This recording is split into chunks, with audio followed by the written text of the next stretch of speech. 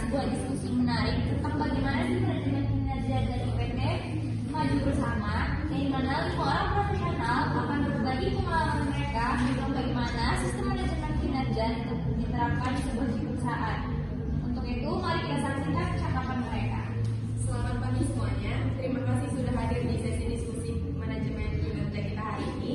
Saya Maya dari tim HRD dan hari ini kita akan membahas tentang sistem manajemen kinerja di perusahaan kita. Mari kita mulai dengan Ibu Fadilah sebagai kepala divisi. Bagaimana Ibu melalui proses manajemen kinerja di divisi Ibu?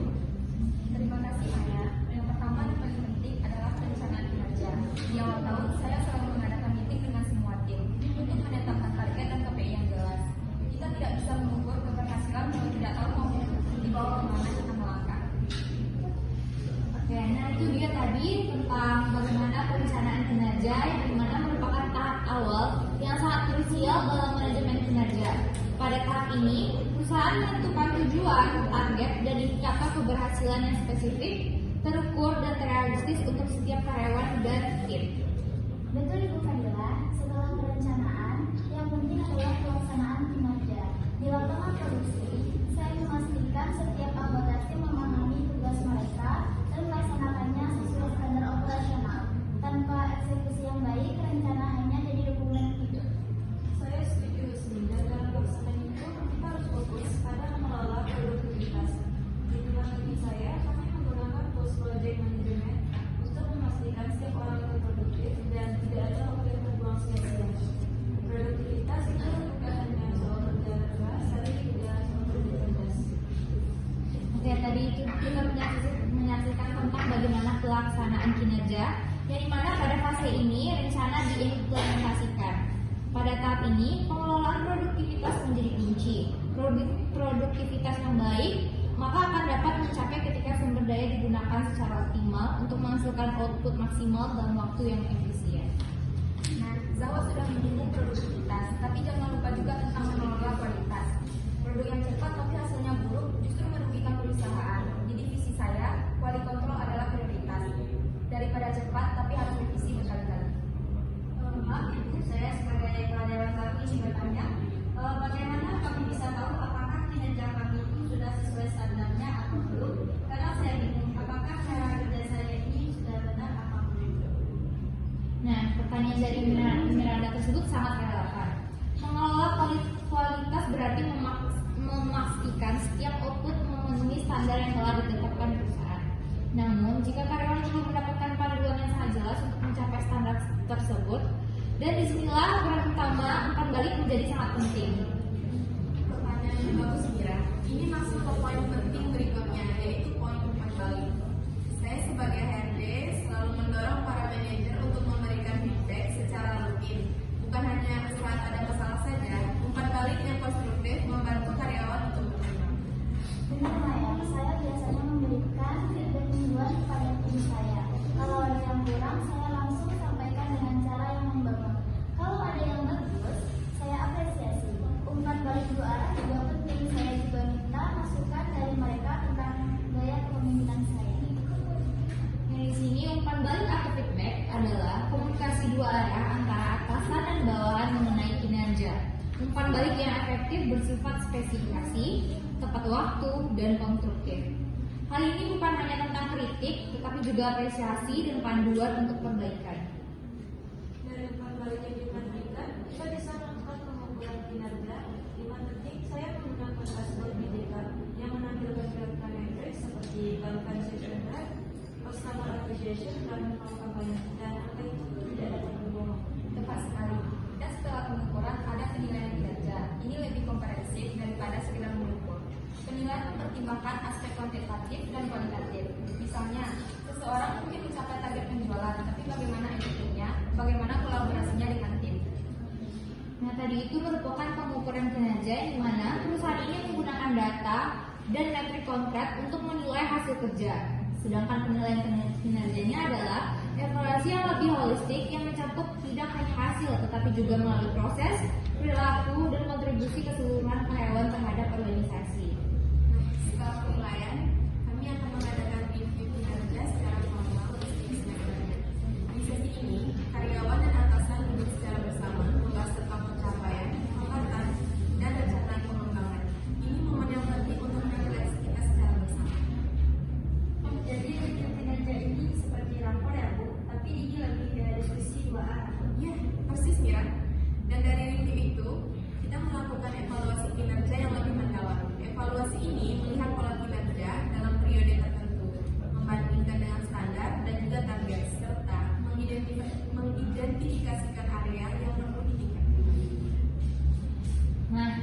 sini, review kinerja merupakan pertemuan formal antara manajer dan juga karyawan untuk mendiskusikan pencapaian dan tantangan.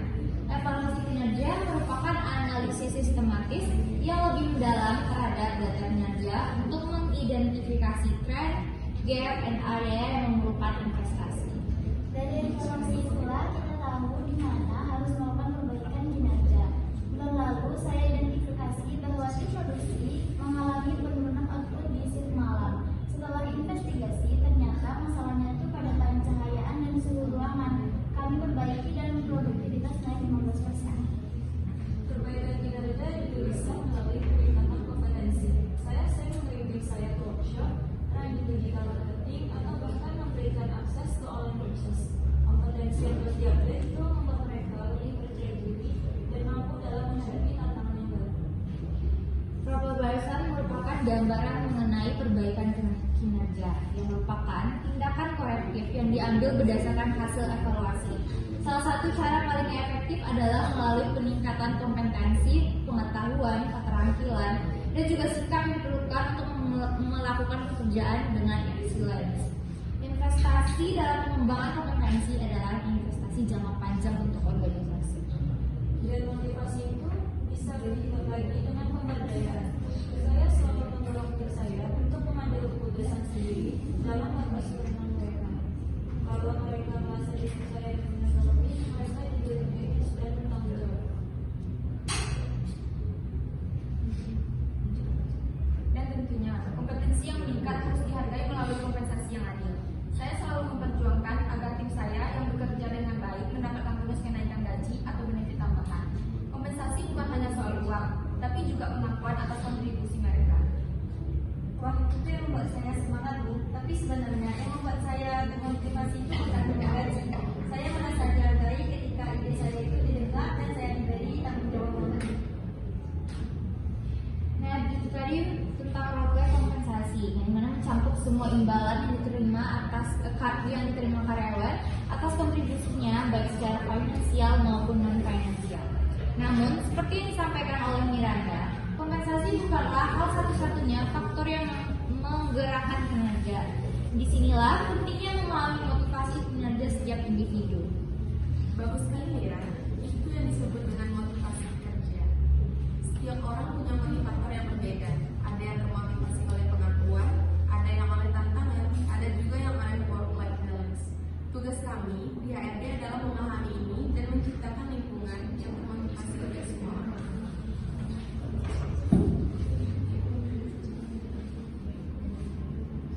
Dan motivasi itu bisa dibuat lagi dengan pemberdayaan. Saya selalu mendorong diri saya untuk mengambil keputusan sendiri dalam menghadapi mereka. Kalau mereka merasa dipercaya dan tidak terganggu, mereka menjadi lebih energik dan tanggung jawab. Nah, di sini dimaksud motivasi kinerja merupakan dorongan internal dan eksternal yang membuat karyawan bekerja dengan sangat antusias untuk mencapai tujuan. Pemberdayaan atau empowerment adalah proses memberikan kepercayaan, otoritas, dan sumber daya kepada karyawan untuk mengambil keputusan dan bertindak. Karyawan yang diberdayakan cenderung lebih inovatif dan memiliki sense of ownership yang tinggi. Pemberdayaan memang penting, tapi tetap harus ada panduan. Makanya saya fokus pada pembinaan sumber daya manusia. Saya tidak hanya memerintah, tapi juga memimpin.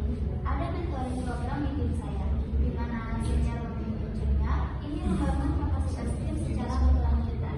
Setuju sih, pembinaan itu investasi dan hasil dari semua proses manajemen kinerja yang baik adalah kepuasan kinerja. Ketika karyawan merasa berkembang, dihargai dan dibimbing, mereka puas dengan pekerjaannya. Dan kepuasan ini berdampak pada produktivitas dan loyalitas. Kalau program yang baru saja kita saksikan ini merupakan tentang pembinaan sumber daya manusia, di mana proses ini mengembangkan berkelanjutan melalui mentoring, coaching, dan pelatihan yang sistematis. Tujuannya adalah untuk meningkatkan kapabilitas karyawan secara holistik.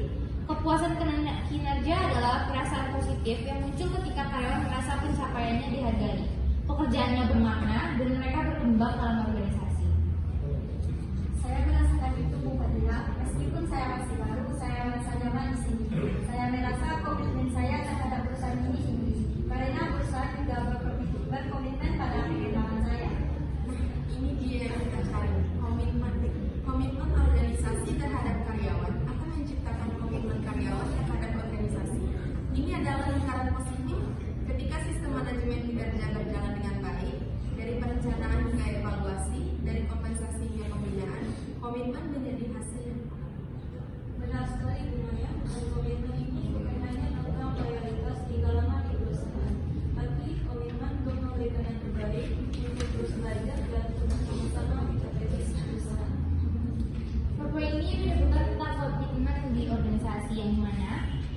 komitmen sendiri merupakan ikatan psikologis karyawan terhadap organisasi yang mencerminkan dalam kesediaan untuk memberikan usaha ekstra, keinginan untuk tetap menjadi bagian dari organisasi, serta keselarasan nilai pribadi dengan nilai organisasi.